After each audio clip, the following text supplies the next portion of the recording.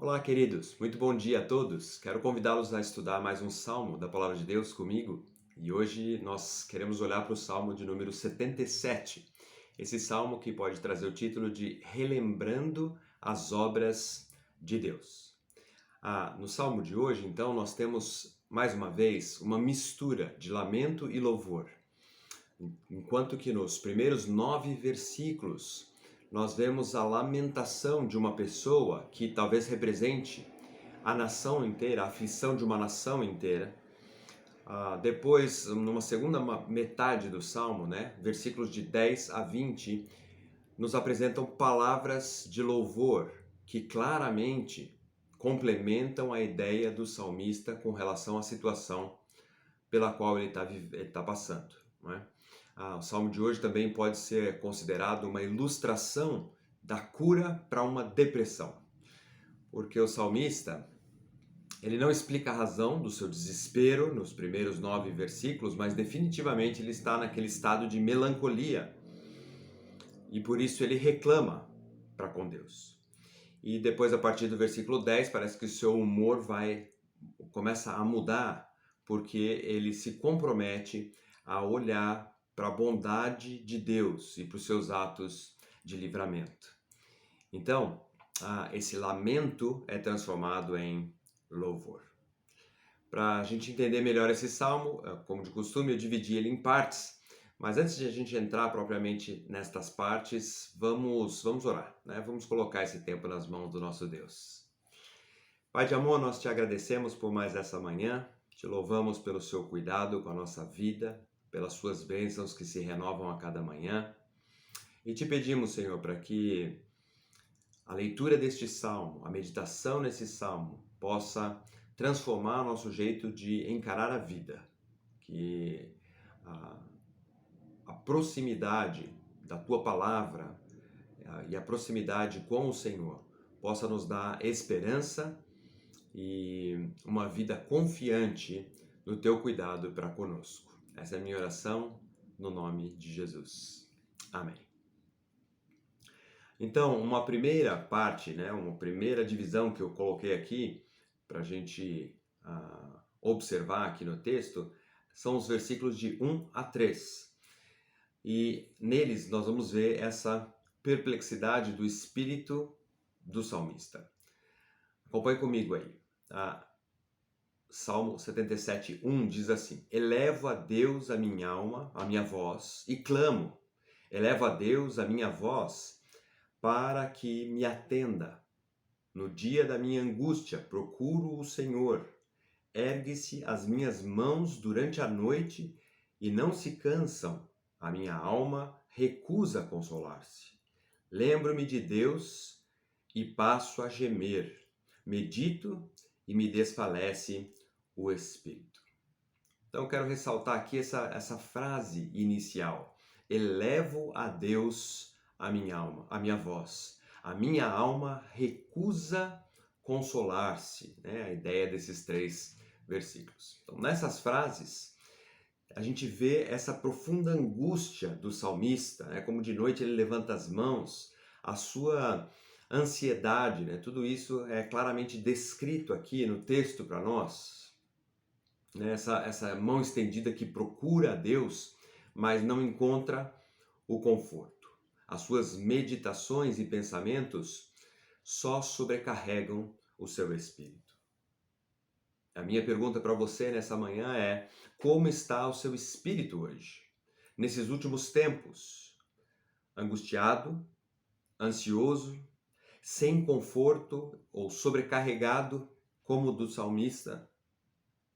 Eu te convido então a aprender com o salmista como reagir a tudo isso na medida em que o texto vai passando. A segunda divisão que nós temos aqui é a continuação dessa busca pelo salmista, versos 4 a 9. Não me deixas pregar os olhos, tão perturbado estou que nem posso falar. Penso nos dias de outrora, trago à lembrança os anos de passados tempos. De noite indago no meu íntimo, e o meu espírito perscruta. rejeita o Senhor para sempre.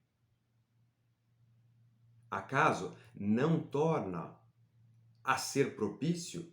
São perguntas agora que o salmista vai fazer, perguntas retóricas para ele mesmo, né, para meditar sobre o assunto. Rejeita o Senhor para sempre? Acaso não torna a ser propício? Deus não volta a ser propício, né? Cessou perpetuamente a sua graça? Caducou a sua promessa para todas as gerações? Esqueceu-se Deus de ser benigno? Ou, na sua ira, terá ele reprimido as suas misericórdias? Quero destacar essa primeira frase aqui, né? Diz: o meu espírito perscruta. A preocupação e a ansiedade que ainda governavam a vida aqui do salmista não o deixava dormir.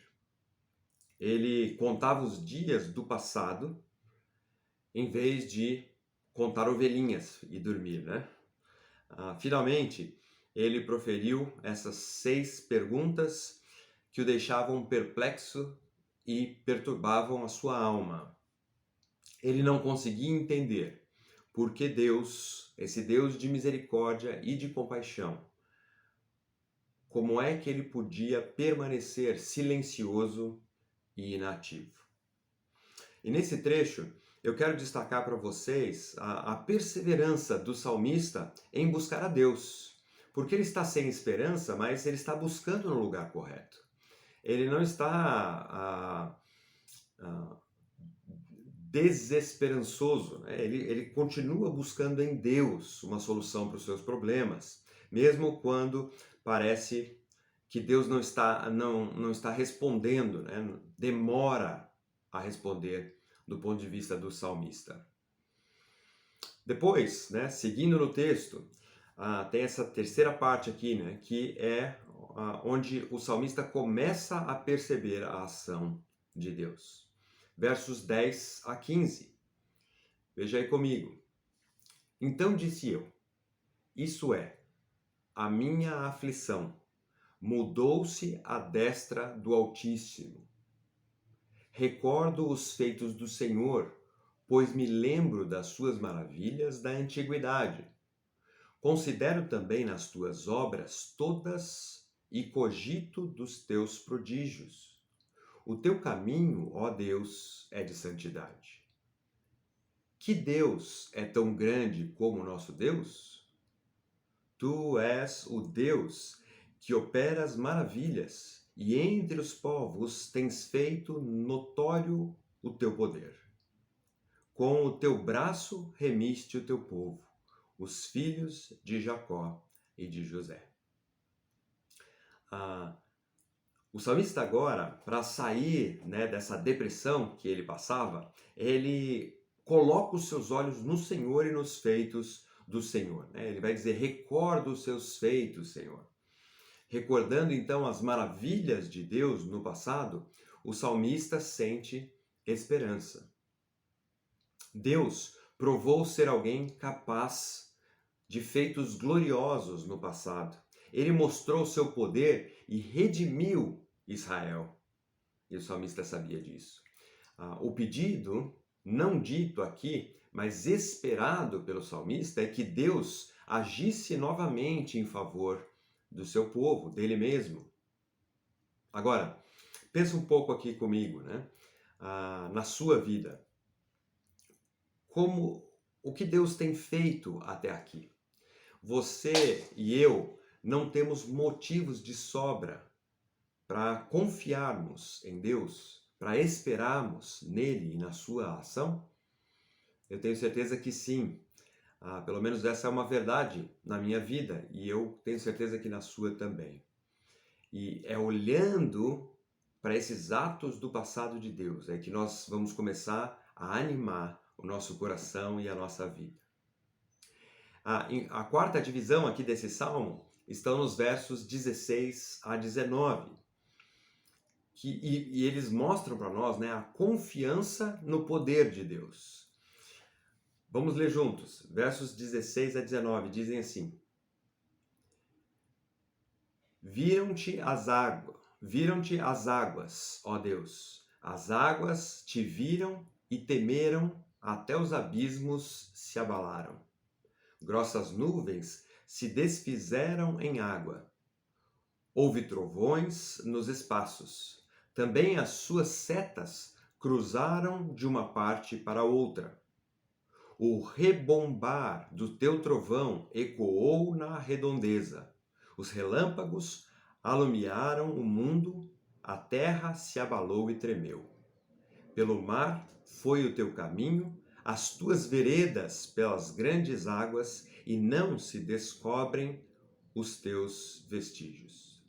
Então, a palavra que eu quero ressaltar aqui é: viram-te as águas e temeram. Esse poder soberano de Deus.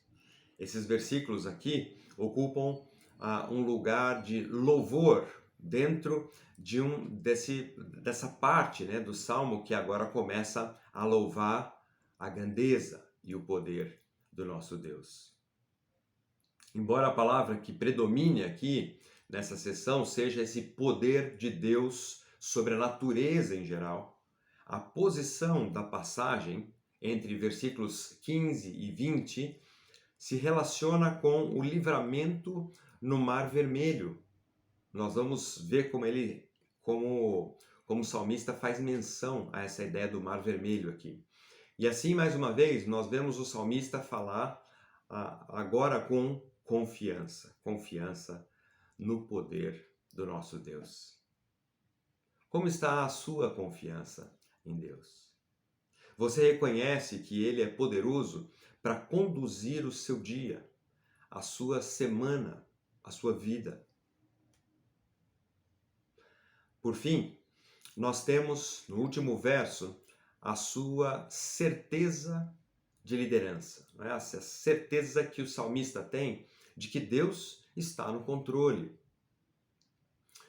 O verso 20 diz assim: o teu povo, tu o conduziste, como rebanho, pelas mãos de Moisés e de Arão. Veja aí essa certeza do salmista da condução de Deus na história. O teu povo, tu o conduziste.